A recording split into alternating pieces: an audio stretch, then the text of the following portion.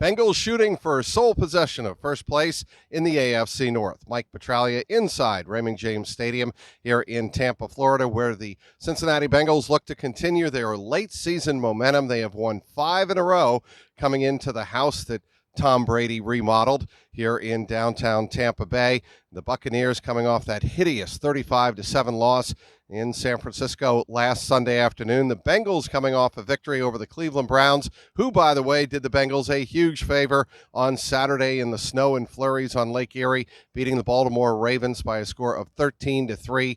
That loss for the Ravens drops them to 9-5. The Bengals win this game. They are 10-4 all by themselves in first place in the AFC North. They'll also be the number 3 overall seed after 15 weeks of the NFL season. The Bengals certainly hope they can take care of business against a Tom Brady Tampa Bay team that is really banged up. They are without 2 outside linebackers, reserve outside linebackers, but depth linebackers nonetheless, including Carl Nassib.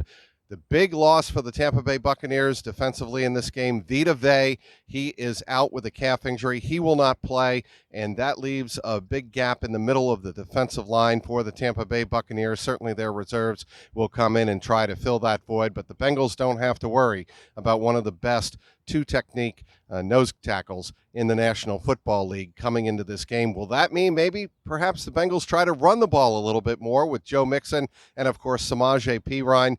Both have been hitting their stride. Joe Mixon back last week from a 2-game absence due to concussion protocol. He had that big 40-yard run in the second half to help put away the game for the Bengals last week. And Samaje Perine has really been a bell cow in terms of not only the run game, but the passing game as well. And he's certainly one of the most reliable third down blocking specialist for Joe Burrow. So again, expect to see Samaje Perine in there. Hayden Hurst will miss another game, of course, as he heals that right calf injury. He was running in practice this week, but he will again be out of the lineup for the Bengals. The Bengals do get T. Higgins and Tyler Boyd back. T. Higgins tweaked that hamstring in warm-ups last Sunday. He played just the 1 snap last week when he snuck himself into the game, but he was pulled for the rest of the game. He is expected to be back and really close to full strength today. Tyler Boyd, he is the other big injury story for the Bengals. He is expected to give it a go today.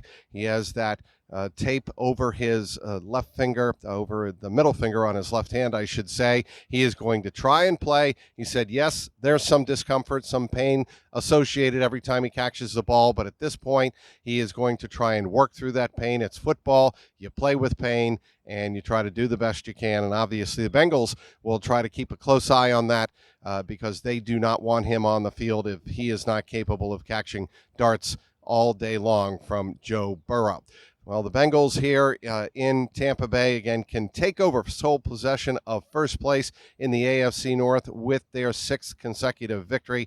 After today, there's just 3 games remaining. The Christmas Eve game in Foxborough against the New England Patriots, then 2 home games against Buffalo and against the Baltimore Ravens to wrap up the regular season. The Bengals certainly would like to get into that perch position in the AFC North with a victory today over Tom Brady and the Tampa Bay Buccaneers. Obviously, the Bengals in the secondary, one injury I want to also mention is Mike Hilton. He will not play. Jalen Davis, he is coming into this game doubtful. He probably won't play either.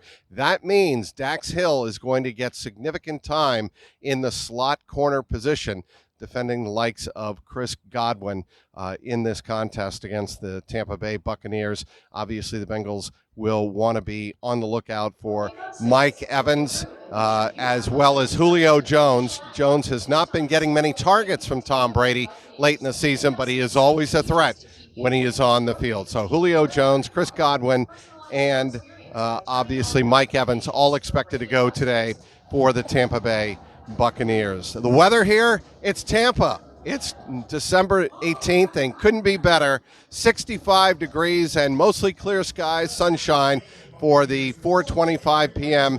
Eastern Time kickoff. We'll have you covered all day long on Twitter at Trags, Trags. Of course, online, clnsmedia.com. And be sure to subscribe and click on the link below on my YouTube page. That would be the Jungle Roar Podcast YouTube page. Want to hear all of your comments about the coverage of your stripes, good, bad, and indifferent. Inside Raymond James Stadium, Mike Petraglia, CLNS Media.